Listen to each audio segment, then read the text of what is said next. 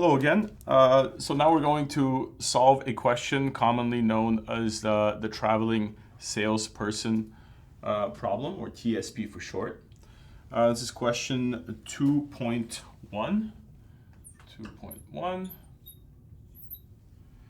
And let's go through the question together. There's a table of data. We're going to get to the bottom of what everything here means. The following table presents the distances between 6 locations, P, A, B, C, D, and E, of a warehouse served by a forklift truck. The salesman here is a forklift truck.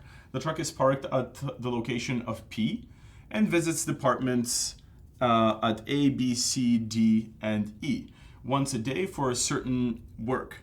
So each department is visited once a day, and you have to go through all of them. The truck is, it then returns to the parking area, P, at the end of the trip. Since the corridors for the truck travel are for one-way travel only, the distances from a department to the other departments may be different from the returning distances. So it's taking it not necessarily the same route back. The manager needs to decide the route, which is the sequence of the departments the truck will travel to. So what is the sequence of departments to go to? Is it going to be P, D, C, A, B, back to P, or something like that? The total travel distance is the shorter, the better type of thing. So obviously you want to optimize the amount of distance you are traveling. You'll notice in the chart, familiarize yourself with it, that from location to itself, for example, from P to P or A to A, the distance is nil, it's 0. So for question 2.1.1, 2.1.1. So in question 2.1, it's asking us to use the nearest neighbor method as discussed in class. This is a method where you choose the shortest distance from one place to another that hasn't yet been visited. So, and then at the end, 2.1.2, it asks us to calculate, basically take all the distances that we found, sum them up, and calculate what that final distance is. Right, so let's get started. Starting at P, that is the base for the forklift, we have the shortest distance to any possible location where work needs to be done, A, B, C, D, E, is we find it to be E. Right, so starting at P, the next stop is going to be E, because from P to E, it equals 13, which is the smallest distance from P. So now that we're at E, we go to E in our leftmost column, and and we find the shortest distance to any other unvisited station. So the shortest distance here will be 9, which corresponds to station A. So we go from P to E to A. Then we go to A. We're starting at A. We look at all possible unvisited stations. So what's left is B, C, and D. And we take the shortest distance. So from A to B is 12, to C it's 16, to D is 13. So our next one is going to be B, as it's the shortest distance. And going forward, now from B to C or D, we find that the next closest one is D. And here we can go to D, but the only two left are C, and then eventually we'll go back to P. So it will be C, and then from C we have to inevitably, as stated in the question, park our forklift back at the starting place, which is P. For question 2.1.2, it asks us to ultimately just take all of these distances and sum them. So from P to E it was 13. From E to A it was 9. From A to B it was 12. From B to D it was 15. From D to C it was 20. And from C to P it was 22. So when we sum this, we get 91. So that is the total distance traveled using this sequence.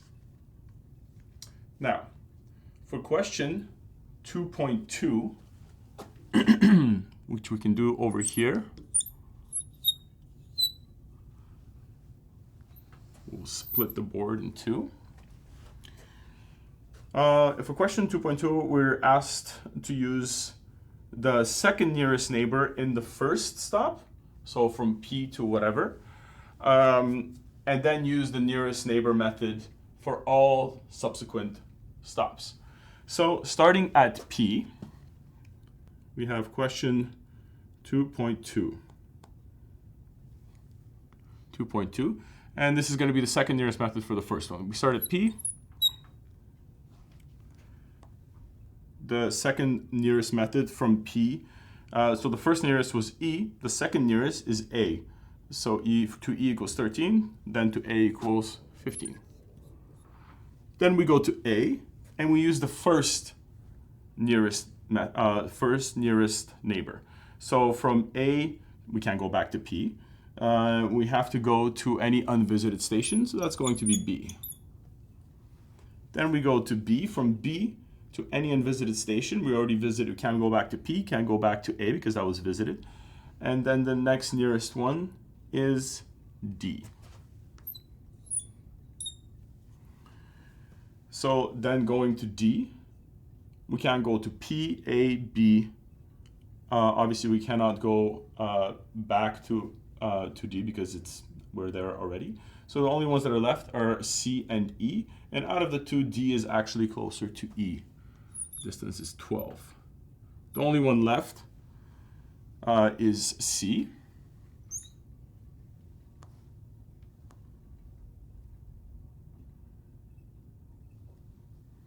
And then we go back to P.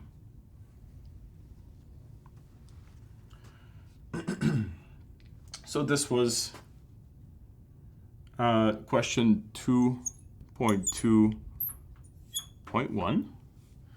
And then for question 2.2.2, we have to, once again, similarly to question 2.1.2, sum up the distances and give the total length of this route. So between P and A, it was 15. A and B, the distance is 12.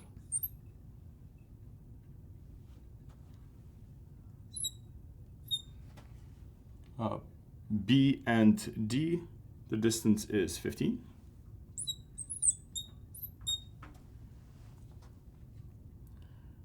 For P and D, the distance is 15. For the D and E, the distance is 12 again. Then E and C, it's 13. And from C back to P, it is 22. That equals to 89. So that is the total distance.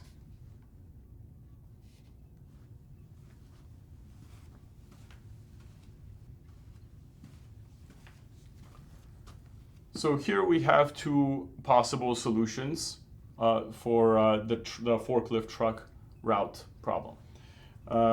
We have solution P, A, B, D, C, P, and that the distance for that solution is 91. And we have solution P, A, B, D, E, C, P, and the sum of distances for that route is 89.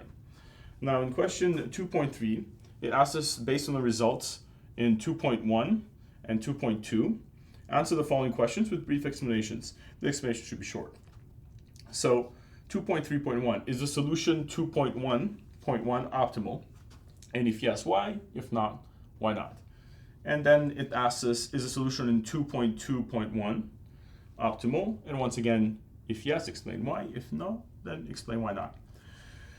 So between the two solutions, we want to minimize distance. So clearly, the route from 2.2 is more optimal than the route from 2.1 because it's 2 less in distance than the route in 2.1. Now, as to whether any of these solutions are the optimal solution for this whole problem, the answer for both is no, because this is only a heuristic method and it uses very rudimentary techniques. In order to find the optimal solution, we would have to use a method which takes into account every combination of sequences. So every sequence, it could be P, C, D, B, A, E, back to P. There could be very many possibilities. So in order to do that, that's the only way we can verify if any one of these two solutions is optimal, by looking at every single possibility. Not every single possibility, there are methods around that, but you will learn that in future courses.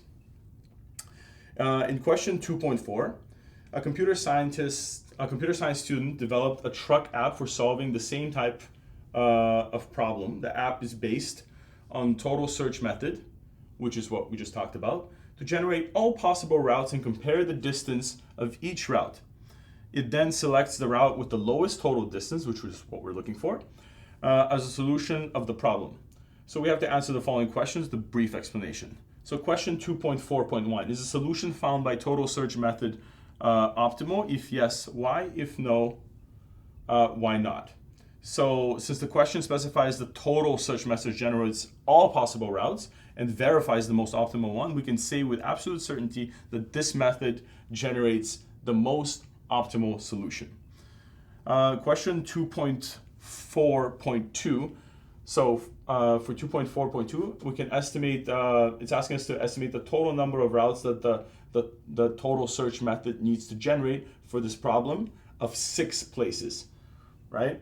So to estimate the total number of routes, so we can go ahead and do that over here. So question 2.4. So I'm starting the calculations with question 2.4.2 because this is the only one the first one that requires calculations in question 2.4. So we can have, so the way the way to estimate the total number of routes for a problem with 6 places, or rather the way to find the total number of routes with 6 places, we say that there are 5 factorial routes, number of routes. So 5 factorial is going to be 5 times 4 times 3 times 2 times 1, which is the definition of factorial. And that's going to give us a value of 120. Question 2.4.3, if the total search method is to find the optimal route for the truck starting from and returning to P to visit 20 other departments, estimate the total number of routes that the app must generate. So here we have that there are 20 departments, and then the total number of routes is going to be 19 factorial. So 19 factorial we can calculate as 19 times 18 times 17 times all the way until times 1. And if you compute this in your calculator, you will get a value, a much greater value, 0.1645 times 10 to the power of 17. That's a very large number. So you can see why sometimes to understand these problems we use something as simple as a heuristic method, which doesn't give us a optimal solution. Finding the optimal solution to these kind of problems usually requires some sort of software or solver in order to be able to generate to process and compute large sets of data and generate an optimal solution from clearly very, very large numbers in a time efficient way.